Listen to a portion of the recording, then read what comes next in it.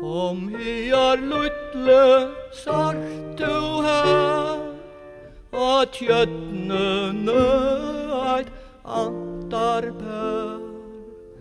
Tei svimja fram vi lutlan sand, nu færa berge uppa land.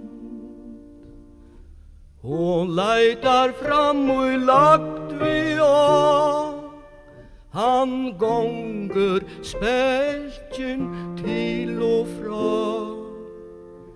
Nu sitt du i frie som ein mus, i Kasseberge bytja hus. Brått finna vi da tjøtnene, tei fitt og antarbøtnene. Og ta sol om atla lei, og sommar fleirum tjøtn og tei. Og sommar fleirum tjøtn og